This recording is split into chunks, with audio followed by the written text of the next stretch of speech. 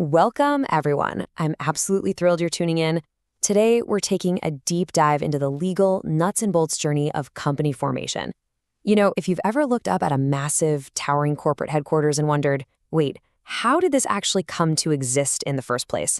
Well, you are in exactly the right spot. In this explainer, we're going to break down the corporate rulebook and map out the whole shebang, step by step.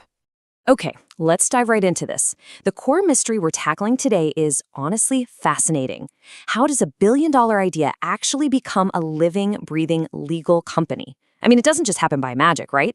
There is a very precise, legally defined transformation that takes a completely abstract idea and literally turns it into a recognized entity, one that can do business, sign contracts, and raise millions of dollars. To make this super clear, we've broken this journey down into 4 distinct acts for you. First, meet the company promoter. Second, drafting the core documents. Third, the birth of a company. And fourth, raising public capital. All right, Act 1, meet the company promoter, the brains of the operation. So under Section 69 of the Companies Act, a promoter is exactly that, the brains of the operation. We're not just talking about somebody who has a random aha moment in the shower. No, a promoter is the person, or sometimes a group of people, who actually rolls up their sleeves and does the heavy lifting to form the company. They're the ones conceiving the business idea, taking the initiative, absorbing all those initial risks, and really assembling the people, the materials, the machinery, and the management needed to get this whole thing off the ground. Let's move to how this actually builds. A promoter's job isn't just philosophical. It's highly functional, happening in a very specific sequence. Step 1, they identify a tangible business opportunity. Step 2, they run rigorous feasibility studies to see if the idea can actually survive out there in the real world. If it passes that test, Step 3 is getting a company name approved by the Registrar of Companies. Usually they submit 3 names in order of preference. And finally, Step 4, they appoint the professionals. We're talking mercantile bankers, auditors, the folks needed to help prepare all those hefty legal documents. To really wrap our heads around those feasibility studies, let's look at a concrete example from our source material. Picture a guy named Avtar. He's this brilliant automobile engineer who just invented a revolutionary new carburetor that cuts a car's petrol consumption by 40%. Sounds like an absolute game changer, right? But is it actually feasible? Well, first, technical feasibility. Does Avtar have access to the specific metal needed to mass produce this thing? If that metal has to be imported from a country we have terrible political relations with, the project might just be technically unfeasible. Next up, financial feasibility. What if the project needs hundreds of cores of rupees that just literally cannot be scraped together? If so, the idea dies right there. And finally, economic feasibility.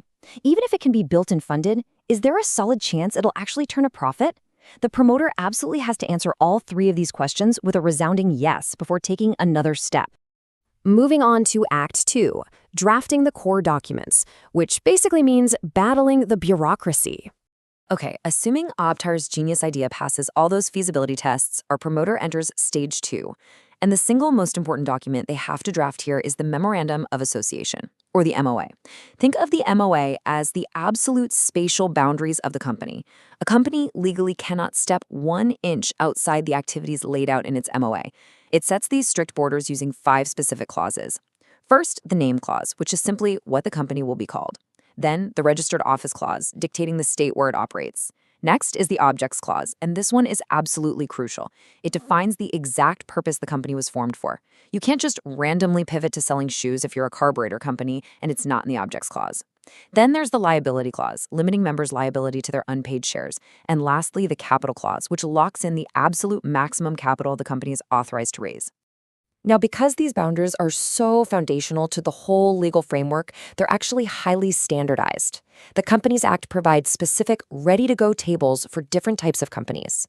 For example, Table A is the MOA form for a company limited by shares, while Table B is for a company limited by guarantee that doesn't have share capital.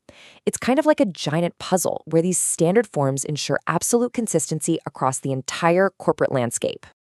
But wait, there's more. Alongside the MOA, the promoter also has to prepare the Articles of Association, or AOA.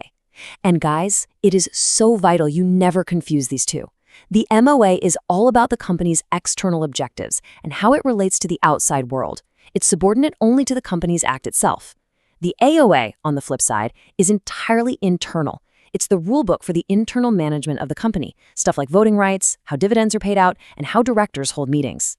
Because it's internal, the AOA is considered a subsidiary document. It must always bow to and never contradict the all-powerful Memorandum of Association. Which brings us to Act 3, the birth of a company, the climax of our bureaucratic journey. So, with the MOA and AOA totally prepped, stamped, and the fees paid up, the Registrar of Companies reviews the whole package. If everything looks good, they issue a certificate of incorporation. And this brilliantly illustrates the whole concept of a separate legal entity. Like our source points out, this certificate is basically the birth certificate of the company. Bam! From this exact date, the company becomes its own distinct legal entity with perpetual succession. It is officially alive.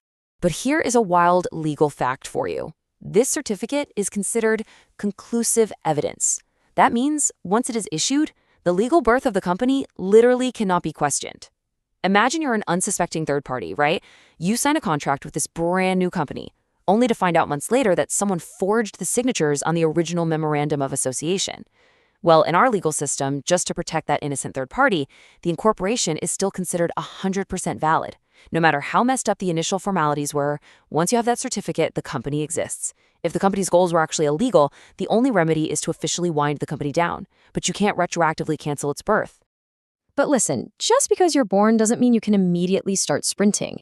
There was a really strict constraint for newly formed companies. Both public and private companies have exactly 180 days after they are incorporated to get a separate certificate to commence business. It's only after locking down this second certificate that they can actually start doing what they were built to do. Finally, let's jump into Act 4, raising public capital, or as I like to call it, funding the vision. Now, if you're just forming a private company, your journey pretty much wraps up right there. But if you're forming a public company that needs serious, massive funding, kind of like Avtar might need to build millions of his revolutionary carburetors, this is the point where the company steps out and asks the public for financial fuel.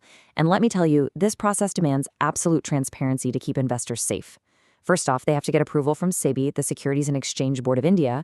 Then they file and issue a prospectus, which is essentially a formal public invitation saying, hey, come buy our shares.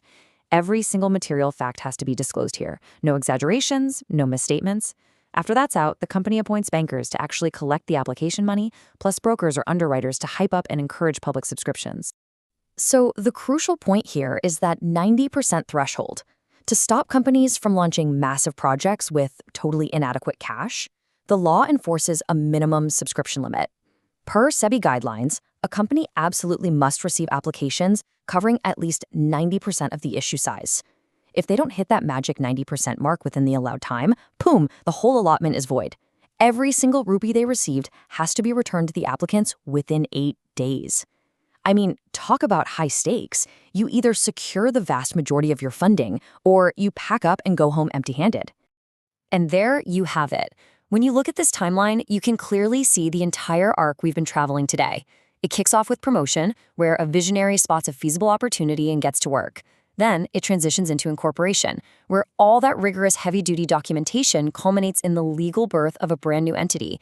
And finally, for public companies, it wraps up with capital subscription, where strict regulatory guardrails ensure that funds are raised fairly and transparently from the public. We've taken the incredibly complex, bureaucratic machinery of company formation and basically laid it bare for you.